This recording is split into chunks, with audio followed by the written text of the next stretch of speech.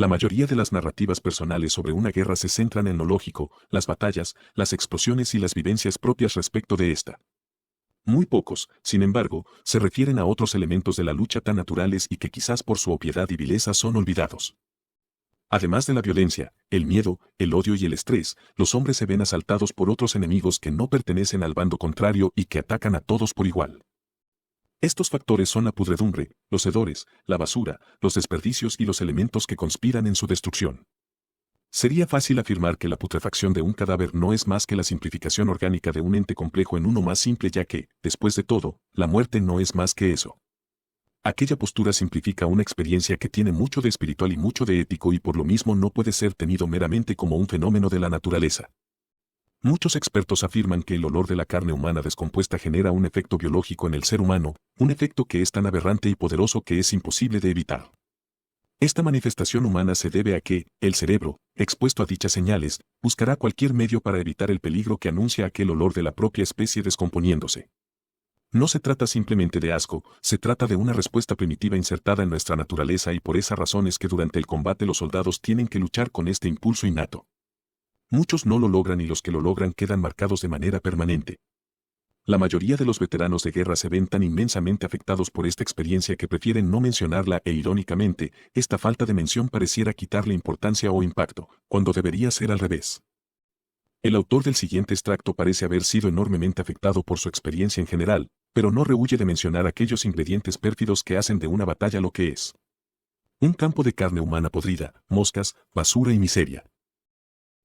Johnny nos guió a través de un campo de rocas y peñascos hacia el Cerro 140.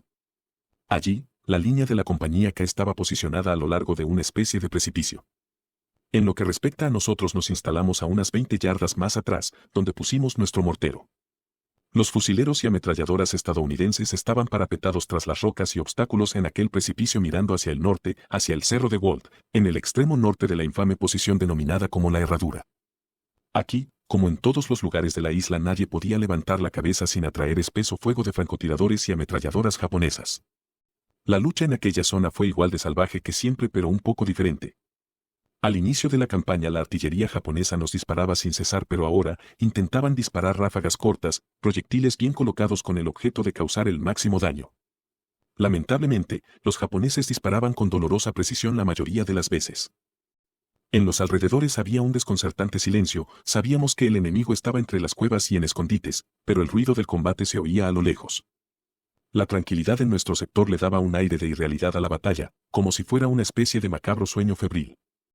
Pasada una línea imaginaria al frente, cualquiera lo suficientemente valiente o temerario atraía el fuego preciso de los japoneses que nos sacaba súbitamente de nuestro cansancio de manera casi inmediata. Muchos ataques estadounidenses fueron parados en seco y los marines tenían que regresar a nuestras líneas con heridos y cargando muertos y, a pesar de la virulencia del tiroteo, casi nunca se podía ver al enemigo. Para ese punto en la batalla los japoneses no podrían expulsarnos de Peleliu ni tampoco podrían ser reforzados desde el exterior. En este sentido el combate estaba prácticamente decidido, pero debido a la cultura guerrera de los nipones rendirse era impensable. Por esa razón, para aquel momento de la batalla los japoneses nos mataban y morían por el solo gusto de matar, sin esperanzas y sin propósito. Esto generó en nosotros el obvio deseo de exterminarlos lo más rápido posible. Creo que exterminarlos está bien dicho ya que precisamente aquello era lo que había que hacer con los japoneses para declarar la victoria, ya que simplemente no se rendían. Para muchos este espíritu de no rendirse puede causar admiración, pero para nosotros potenciaba aún más la imagen que teníamos de ellos de ser una especie de plaga, de no ser humanos, o por lo menos, de ser simples animales con características humanas. En aquel lugar peleábamos en un terreno inimaginable para la mayoría de los estadounidenses, contra un enemigo que era imposible de entender. El sol nos atacaba desde el cielo con su asesina potencia. No pocas veces municiones o granadas estallaban accidentalmente si se las dejaba expuestas a los rayos del astro rey. Las veces en que llovía, que no eran pocas, causaba que el caliente suelo de coral comenzara a emanar vapor y le daba al ambiente un halo de surrealismo aún más pronunciado. El aire siempre llevaba consigo un hedor pegajoso y ninguna ráfaga de viento era capaz de liberarnos de su presencia, simplemente traía el hedor desde otros sitios que lo reemplazaba. Los cadáveres japoneses se quedaban allí donde caían entre las rocas y en los barrancos y era imposible enterrarlos porque el suelo de coral era extremadamente duro. Simplemente se pudrían ahí donde habían caído y yacían en grotescas posiciones con el rostro hinchado y con expresiones retorcidas que nos recordaban aquellos dibujos de la propaganda estadounidense, mostrando a un japonés con dientes de conejo que intentaba violar a una chica rubia. Es imposible transmitir a cualquiera que no lo haya experimentado el tremendo horror de tener el sentido olfatorio atacado por la peste de la putrefacción de la carne humana día tras día y noche tras noche. Esto era algo imposible de evitar para nadie en Peleliu, debido a la duración de la batalla. En el trópico los muertos se hinchaban y comenzaban a emanar un espantoso hedor en cuestión de horas. En el caso de los muertos estadounidenses, al menos cuando podíamos recuperarlos, los llevábamos a la retaguardia donde podían ser enterrados en la suave arena de la playa luego de haber sido identificados. Obviamente no todos podían recuperarse por lo que sus cuerpos, expuestos a los elementos, aportaban a esta diabólica mezcla de hedores. Durante la lucha por la bolsa de Humobrogel había un constante tránsito de una compañía tras otra, reemplazando a las más agotadas con otras menos agotadas, por lo que usualmente terminábamos en lugares que ya habíamos visto antes. En las diversas posiciones en las que nuestras unidades terminaban, no faltaban los cadáveres o restos humanos pudriéndose al sol y que servían como una guía para los soldados. Aquellas eran las grotescas señaléticas que entregaban los muertos a aquellos que estaban a punto de morir. Era terrible ver los diferentes estados de descomposición que sufrían los cadáveres. Desde hinchados, a pudriéndose e infectados de gusanos, hasta con los huesos parcialmente expuestos. Era un reloj biológico marcando el inexorable paso del tiempo. Era fácil darse cuenta de lo peligroso de alguna posición porque nuestros muertos eran apilados atrás de las posiciones, más allá de la pila de suministros y mientras más numerosos los cadáveres más expuesta y mortífera la posición. Ver a nuestros muertos siempre me llenaba de ira contra la guerra y contra el sacrificio sin sentido de estos hombres, me deprimía mucho más que mi propio miedo personal. Sumado al increíble hedor de la putrefacción se sumaba la peste del excremento humano.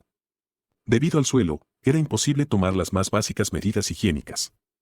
Se suponía que durante el combate cada hombre se debía hacer cargo de su desperdicio y enterrarlo, y si era de noche o muy peligroso, uno depositaba su excremento en cajas de raciones y las enterraba al día siguiente.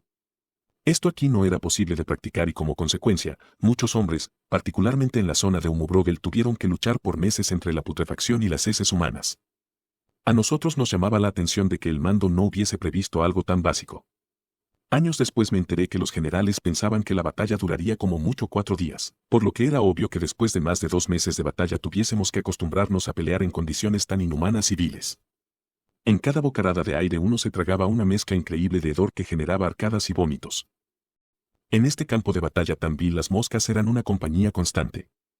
Obviamente no me refiero a la típica mosca de caza cuya presencia es como mucho una molestia, las moscas que habitaban Peleliu eran una especie llamada mosca de la carne, o mosca de la botella azul y su denominación científica era bien merecida, se llamaban Calífora vomitoria.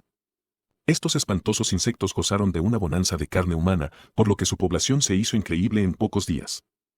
Supuestamente el insecticida DDT sería capaz de lidiar con su presencia, sin embargo, durante la duración del combate yo nunca vi que su número decreciera en lo más mínimo. En este medio ambiente de putrefacción estos insectos eran tan grandes, tan flojos y tan glotones que algunos no podían siquiera volar. Era repulsivo ver cómo se posaban en los cadáveres y los cubrían como con una alfombra azul grisácea. A pesar de que casi nadie tenía hambre debido al calor, al estrés y al hedor, teníamos que comer de todas maneras. La única manera realista de poder hacerlo en este infierno era comer durante el anochecer o antes del amanecer, cuando estos repelentes insectos estaban inactivos. Muchos soldados quebraban en llantos cuando veían cómo las moscas se levantaban de los cadáveres y comenzaban a posarse en su comida o barras de chocolates, ya que para muchos, comer donde se habían posado estas asquerosas moscas era casi un crimen moral. Era como si estuviesen comiendo ellos mismos carne humana, y eso sin contar con el peligro de la propagación de enfermedades. Mientras la batalla continuaba con su irrefrenable destrucción, nos instalamos en una nueva posición como tantas otras veces. El lugar estaba particularmente destrozado y me recordó las imágenes de la Gran Guerra. El campo de batalla no lucía como si estuviese ubicado en el trópico, sino que parecía una de aquellas del frente occidental en Europa.